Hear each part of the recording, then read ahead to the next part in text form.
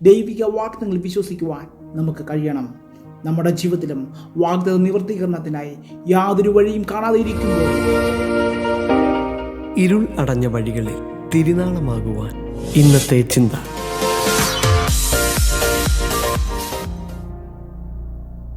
ദൈവനാമത്തിന് മഹത്വമുണ്ടാവട്ടെ. എക്സൽ മീഡിയയിലൂടെ ഈ മെസ്സേജ് കേൾക്കുന്ന ഏവരെയും കർത്താവായ യേശു ക്രിസ്തുവിൻ്റെ നാമത്തിൽ ഞാൻ വന്ദനം ചെയ്യുന്നു. എബ്രായർക്ക് എഴുതിയ ലേഖനം 11-ാം അധ്യായത്തിൽ നിന്ന് ചില കാര്യങ്ങൾ ഇന്ന് പകൽക്കാലം നിങ്ങളുമായി പങ്കുവയ്ക്കുവാനാണ് ദൈവകൃപയിൽ ആശ്രയിക്കുന്നത്. അതിൻ്റെ 1-ാം വാക്യത്തിലേക്ക് കടന്നു വരുമ്പോൾ, വിശ്വാസം എന്നതോ ആശിക്കുന്നതിൻ്റെ ഉറപ്പും കാണാത്ത കാര്യങ്ങളുടെ നിശ്ചയവും ആകുന്നു എന്നാണ് നമുക്കവിടെ കാണുവാൻ കഴിയുന്നത്.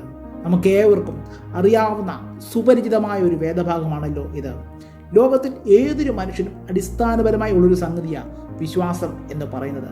നമ്മൾ മനുഷ്യ ജീവിതത്തിൽ പല കാര്യങ്ങളിലും വിശ്വസിച്ചിട്ടാണ് മുന്നോട്ട് പോകുന്നത്. ട്രെയിൻ വരുമെന്ന് കരുതി നമ്മൾ സ്റ്റേഷനിൽ കാത്തു നിൽക്കുന്നു. മരുന്ന് കഴിക്കുമ്പോൾ അത് നമ്മുടെ ശരീരത്തിൽ ഗുണകരമായി ഭവിക്കുമെന്ന് കരുതി നമ്മൾ മരുന്ന് കഴിക്കുന്നു. ഇങ്ങനെ പല നിലകളിലുള്ള വിശ്വാസം നമ്മുടെ ജീവിതത്തിലുണ്ട്. ഈ നിലകളിലുള്ള ഭൗമികമായ വിശ്വാസങ്ങൾ ഒരുപക്ഷെ പ്രിയമുള്ള ദൈവമക്കളെ മാറ്റപ്പെട്ടു പോയി എന്ന് വരാം. ആ വിശ്വാസങ്ങൾക്കൊക്കെ ഒരുപക്ഷെ മാറ്റം വന്നു എന്ന് വരാം. എന്നാൽ ദൈവത്തോടുള്ള വിശ്വാസം അത് വലിയ ഒരു യാഥാർത്ഥ്യമാണ്. അതൊരിക്കലും മാറിപ്പോകാത്തതാണ്. അതിനൊരിക്കലും മാറ്റം സംഭവിക്കത്തില്ല. എന്താ ഈ 1-ാം വാക്യത്തിൽ കാണുന്ന വിശ്വാസത്തിൻ്റെ പ്രത്യേകത? വിശ്വാസം ഉറപ്പാണെന്ന് നമുക്കിവിടെ മനസ്സിലാക്കുവാൻ കഴിയുകയാണ്. ഇവിടെ പറയുന്നു, വിശ്വാസം ആശിക്കുന്ന കാര്യങ്ങളുടെ ഉറപ്പും കാണാത്ത കാര്യങ്ങളുടെ നിശ്ചയവും ആകുന്നു എന്ന്. ഇവിടെ പറയുന്ന വിശ്വാസം ദൈവം പറയുന്ന കാര്യങ്ങളിലുള്ള വിശ്വാസമാണ്.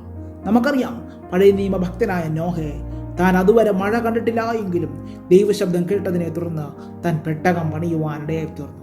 അതുപോലെ തന്നെ അബ്രഹാം ദൈവശബ്ദം കേട്ടതിനെ തുടർന്ന് കാണിപ്പാനിരിക്കുന്ന ദേശത്തേക്ക് താൻ യാത്ര പുറപ്പെടുവാൻ ഇടയായി തീർന്നു. എന്നാൽ ഒരിക്കലും പ്രിയമുള്ള ദൈവമക്കളെ, അവരുടെ വിശ്വാസം വ്യർത്ഥമായി പോയില്ല. അങ്ങനെയെങ്കിൽ ഇന്ന് പകൽക്കാലം എൻ്റെ ശബ്ദം കേൾക്കുന്ന പ്രിയമുള്ള ദൈവമക്കളെ, നമ്മുടെ വിശ്വാസം നമുക്കുള്ള വാഗ്ദത്തങ്ങളെ പ്രവൃത്തി പദത്തിൽ കൊണ്ടുവരുന്ന ഒരു ശക്തിയാണ്.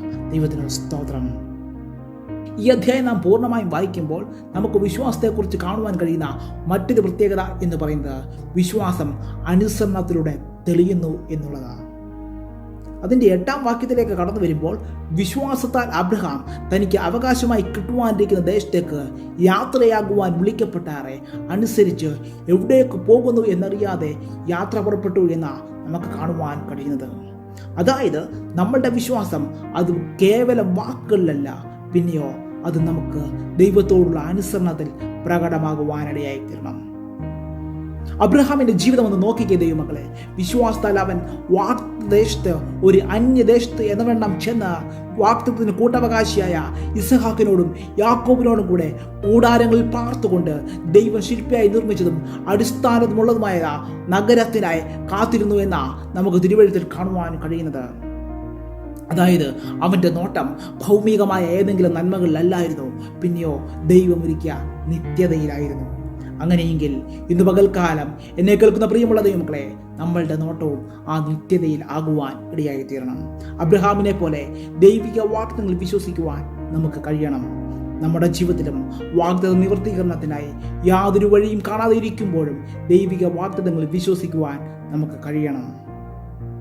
ഈ അധ്യായത്തിൽ വിശ്വാസത്തെക്കുറിച്ച് നമുക്ക് കാണുവാൻ കഴിയുന്ന മറ്റൊരു പ്രത്യേകത എന്നത് വിശ്വാസം കാണാത്തത് കാണുന്നു എന്നുള്ളതാണ്. 13-ാം വാക്യത്തിലേക്ക് നാം കടന്നു വരുമ്പോൾ പഴയ നിയമ ഭക്തന്മാരെ കുറിച്ച് പറയുന്നത്, അവരെല്ലാവരും വാഗ്ദത്ത നിവൃത്തി പ്രാപിക്കാതെ ദൂരത്ത് നിന്ന് അത് കണ്ട് അഭിവന്ദിച്ചും ഭൂമിയിൽ തങ്ങൾ അന്യരും പരദേശികളുമെന്ന് ഏറ്റുപറഞ്ഞുകൊണ്ട് വിശ്വാസത്തിൽ മരിച്ചു എന്നാണ്. മോശയുടെ ജീവിതം ഒന്ന് നോക്കിക്കേ ദൈവമക്കളെ. വിശ്വാസത്താൽ മോശെ താൻ വളർന്നപ്പോൾ പാപത്തിന്റെ തൽക്കാല ഭോഗത്തെക്കാളും ദൈവജനത്തോടുകൂടെ കഷ്ടമനുഭവിക്കുന്നത് താൻ തിരഞ്ഞെടുത്തു എന്നാണ് നമുക്ക് തിരുവെഴുത്തിൽ കാണുവാൻ കഴിയുന്നത്. രാഹാബ് എന്ന് പറയുന്ന സ്ത്രീയെ നമുക്കറിയാം. അവൾ ഒരു അന്യജാതിക്കാരിയായിരുന്നുവെങ്കിലും വിശ്വാസം കൊണ്ട് അവൾ രക്ഷ പ്രാപിക്കുവാൻ ഇടയായി തീർന്നു. ഇന്ന് പകൽക്കാലം എൻ്റെ ശബ്ദം കേൾക്കുന്ന പ്രിയമുള്ള സഹോദരങ്ങളെ, ലോകത്തിൽ കിട്ടുന്ന താൽക്കാലികമായ കാര്യങ്ങളൊക്കെ വ്യർത്ഥമാകട്ടോ. എന്നാൽ ക്രിസ്തുവിലുള്ള വിശ്വാസത്താൽ നമുക്ക് നിത്യമായ വാഗ്ദത്തെ പ്രാപിക്കുവാനിടയായി തീരും. പ്രിയമുള്ള ദൈവമക്കളെ, തിരുവെഴുത്ത് നാം പഠിക്കുമ്പോൾ വിശ്വാസത്തെക്കുറിച്ച് കാണുവാൻ കഴിയുന്ന മറ്റൊരു പ്രത്യേകത എന്നത് വിശ്വാസം യേശു ക്രിസ്തുവിൽ പൂർത്തിയാകുന്നു എന്നുള്ളതാണ്. വിശ്വാസത്തിൻ്റെ നായകനും പൂർത്തി വരുന്നവനുമാണ് യേശു ക്രിസ്തു എന്ന വിശുദ്ധ തിരുവെഴുത്തിൽ നമുക്ക് കാണുവാൻ കഴിയുകയാണ്. ഈ 11-ാം അധ്യായം നമ്മൾ പൂർണ്ണമായി പഠിക്കുമ്പോൾ അവിടെ പല വിശ്വാസ വീരന്മാരെയും കുറിച്ച് കാണുവാൻ കഴിയുന്നുണ്ട്. അവരെല്ലാവരും ക്രിസ്തുവിലേക്ക് ആദരിക്കുന്നത്. അവരുടെ വിശ്വാസം യേശു ക്രിസ്തുവിലാണ് ഉറപ്പിക്കപ്പെട്ടിരിക്കുന്നത്.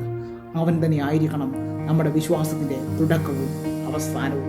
അതിനാൽ ഇത് പകൽക്കാലം എന്നെ കേൾക്കുന്ന പ്രിയമുള്ള ദൈവമക്കളെ, നമ്മൾക്കുണ്ടായിരിക്കേണ്ട വിശ്വാസം കാണാത്തത് കണ്ടതുപോലെ ജീവിക്കുന്നതാണ്.